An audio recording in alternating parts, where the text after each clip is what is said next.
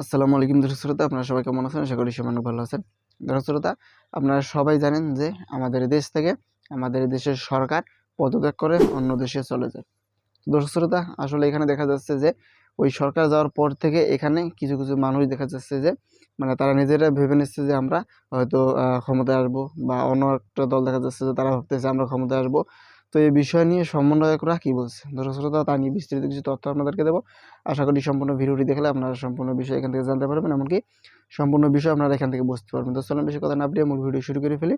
আর আপনারা যদি আমাদের চ্যানেলে নতুন হন অবশ্যই আমাদের চ্যানেল সাবস্ক্রাইব করবেন, আর ফেসবুক পেজ থেকে গেলে অবশ্যই আমাদের পেজটি ফলো দিয়ে পাশে থাকবেন। চলেন মূল ভিডিও শুরু করে ফেলি। দর্শক শ্রোতা, সমন্বয়করা যে কথাটা বলতেছে যে এক সরকার আমাদের দেশ থেকে মানে পদত্যাগ করে চলে গেছে, কিন্তু তাতে এখানে কারো খুশি হওয়ার কিছুই নেই। কারণ সবাই মিলে যাকে সরকার গঠন করা হবে সে মূলত আমাদের দেশের সরকার হবে, এমনকি গণতান্ত্রিক দেশ গড়বে। তো দর্শক শ্রোতা, তো এই বিষয়গুলো নিয়ে আর কি যখন সমন্বয়করা কথাবার্তা বলছিল, অনেকে হয়তো দেখা যাচ্ছে যে তাদের উপর রেগে আছে বা অনেক ধরনের ক্ষোভ নিয়ে আছে। তো তারা অবশ্য যে কথাটা বলছে মূলত ঠিকই কথাটা বলছে যে আগে যে দলগুলো ক্ষমতায় ছিল, বা ও কয়েক বছর আগে যখন দেখা যাচ্ছিল যে এই সরকারের আগে কিন্তু অনেক দল মানে আমাদের দেশের ক্ষমতায় ছিল।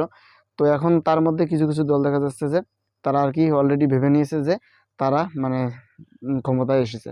তো এই ধরনের ব্যবহার করতেছে কিছু কিছু মানুষ, এই ধরনের কথাবার্তা বলতেছে, বা আমরা সোশ্যাল মিডিয়াতে এই ধরনের আর কি বিষয়গুলো দেখতে পারতেছি। দর্শকরা, আসলে সমন্বয়করা বলছে যে যদি সরকার মানে যখন নির্বাচন হবে আর কি আবার আমাদের দেশে, তো তখন কিন্তু মানে জনগণ যাকে চাবে সে নির্বাচিত হবে, এমনকি সে আমাদের দেশের সরকার হবে, এমনকি আমাদের দেশটাকে ভালোভাবে মানে পরিচালনা করবে। তো এখানে কিছু কিছু মানুষ দেখা যাচ্ছে যে বলতেছে যে মিজানুর রহমান আজহারি আমাদের দেশের সরকার হবে, বা তাকে আমরা সরকার হিসেবে দেখতে চাই। মানে বিভিন্ন মানুষ বিভিন্ন ধরনের মন্তব্য করতেছে। তো এখানে একটা বিষয় হলো যে দেখেন, আজকে থেকে অবশ্য অলরেডি ডক্টর ইউনূস আমাদের দেশের মানে আর কি দায়িত্বে থাকবে, এমনকি সে আপাতত সরকার হিসেবে আমাদের দেশটা ভালোভাবে চালাবে। তো আমরা যে বিষয়টা জানতে পেরেছি মূলত ৩ মাসের জন্য নাকি সে ক্ষমতায় থাকবে। ৩ মাস পর আবারও সরকার গঠন করা হবে, বা এই ধরনের কথাবার্তা শোনা যাচ্ছে। তো আসলে ঘটনা কতটা সত্য বা কতটা কি এটা এখন পর্যন্ত ভালোভাবে জানা যায়নি। তো আপনাদের যদি এই বিষয়ে কোনো কিছু জানা থাকে বা বলার থাকে আপনারা সবাই কমেন্ট করে জানাতে পারেন। আর যদি আপনারা আমাদের চ্যানেলে নতুন হন অবশ্যই আমাদের চ্যানেলটি সাবস্ক্রাইব করবেন, আর ফেসবুক পেজ থেকে যদি হন অবশ্যই আমাদের পেজটা ফলো দিয়ে পাশে থাকবেন।